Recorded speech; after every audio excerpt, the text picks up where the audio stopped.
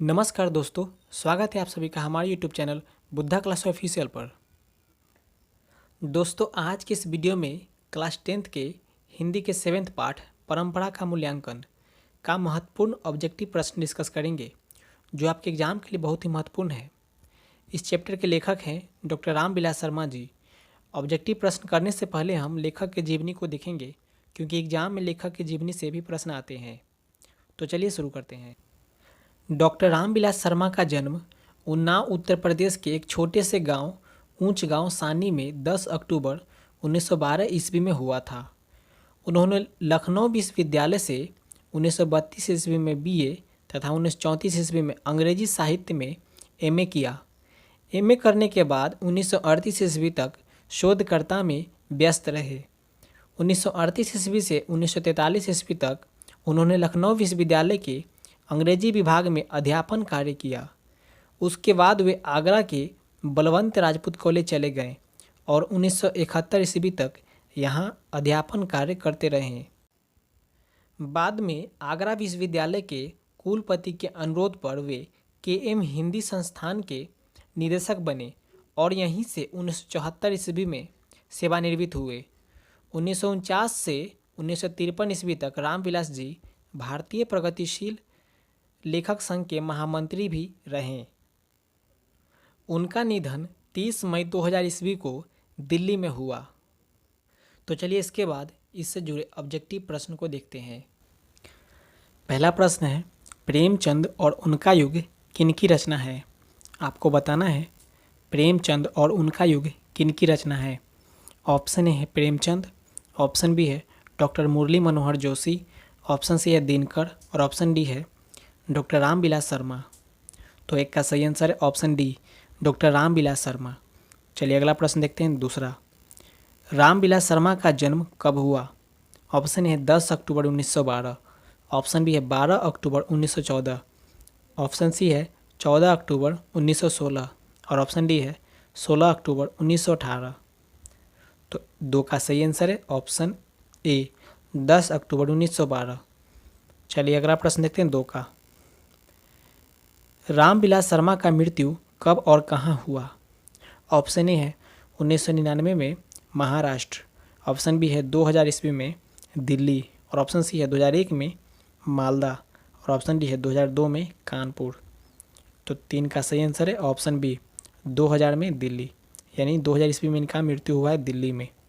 चलिए अगला प्रश्न देखते हैं। 4 का,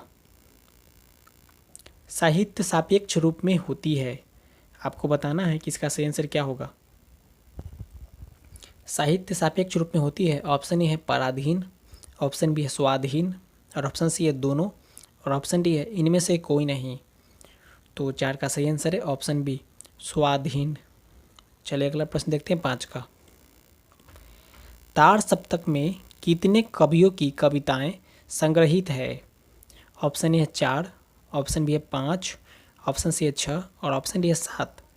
तो 5 का सही आंसर है ऑप्शन डी, 7। चलिए अगला प्रश्न देखते हैं। 6 का, अज्ञे ने तार सप्तक कब संपादित किया? ऑप्शन ए है 1941 ईस्वी में, ऑप्शन बी है 1943 ईस्वी में, ऑप्शन सी है 1945 ईस्वी में और ऑप्शन डी है 1947 ईस्वी में।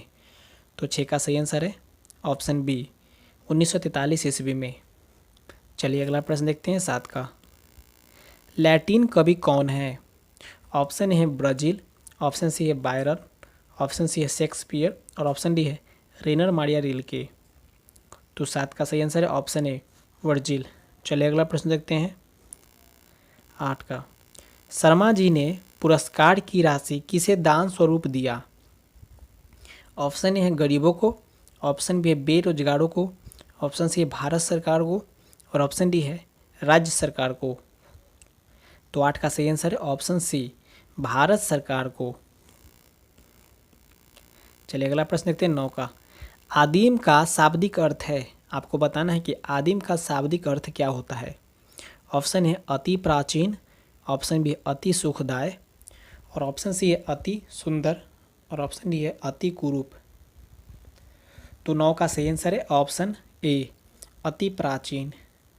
चलिए अगला प्रश्न देखते हैं। 10 का, भारतेंदु हरिश्चंद्र किन की रचना है? ऑप्शन ए है हरीशचंद्र, ऑप्शन बी है गुणाकर मूले की, और ऑप्शन सी है नलिन बिरोचन शर्मा की, और ऑप्शन डी है डॉक्टर रामविलास शर्मा जी की। तो 10 का सही आंसर है option D, doctor Ramvilas Sharma. चलिए अगला प्रश्न देखते हैं। 11 का, परंपरा का मूल्यांकन किसकी रचना है? ऑप्शन ए है रामविलास शर्मा, ऑप्शन बी है नामवर्षी, और ऑप्शन सी है जगदीश गुप्त, और ऑप्शन डी है डॉक्टर नागेंद्र। तो इसका 11 का सही आंसर है ऑप्शन ए, डॉक्टर रामविलास शर्मा। चलिए अगला प्रश्न देखते हैं 12 का, सभ्यता का हर स्तर क्या नहीं होता? आपको बताना है, ये चैप्टर से प्रश्न है। ऑप्शन ए है धर्म युद्ध, ऑप्शन बी है कर्म युद्ध, और ऑप्शन सी है वर्ग युद्ध, और ऑप्शन डी है द्वंद्व युद्ध। तो 12 का सही आंसर है ऑप्शन सी, वर्ग युद्ध। चलिए अगला प्रश्न देखते हैं 13 का, साहित्य सापेक्ष रूप में क्या होता है? ऑप्शन है पराधीन, ऑप्शन बी है जड़, और ऑप्शन सी है परतंत्र, और ऑप्शन डी है स्वाधीन। तो 13 का सही आंसर है ऑप्शन डी, स्वाधीन। अगला प्रश्न है, एथेंस किस महादेश में है?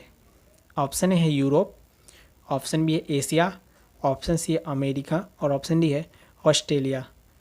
तो 14 का सही आंसर है ऑप्शन ए, यूरोप।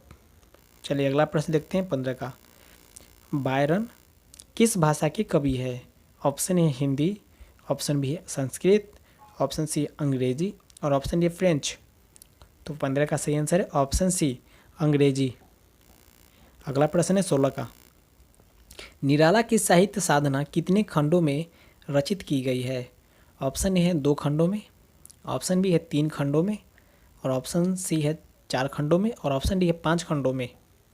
तो 16 का सही आंसर है ऑप्शन बी, 3 खंडों में। चलिए अगला प्रश्न देखते हैं 17 का, इस कहानी के लेखक का जन्म कहाँ हुआ? यानी आपको बताना है कि परंपरा के मूल्यांकन के लेखक का जन्म कहाँ हुआ। ऑप्शन ए है नंदगांव मथुरा, ऑप्शन बी है हरनौत बिहार, और ऑप्शन सी है ऊंच गांव सानी, और ऑप्शन डी है इनमें से कोई नहीं। तो इसका सही आंसर ऑप्शन सी, ऊंच गांव सानी, और यह है उत्तर प्रदेश के उन्नाव डिस्ट्रिक्ट में। चलिए अगला प्रश्न देखते हैं 18 का, निराला की साहित्य साधना किनकी कृति है? ऑप्शन ए है दूधनाथ सिंह, ऑप्शन बी है रघुवीर सहाय, और ऑप्शन सी है रामविलास शर्मा, और ऑप्शन डी है मुक्ति बोध। तो 18 का सही आंसर है ऑप्शन सी, रामविलास शर्मा।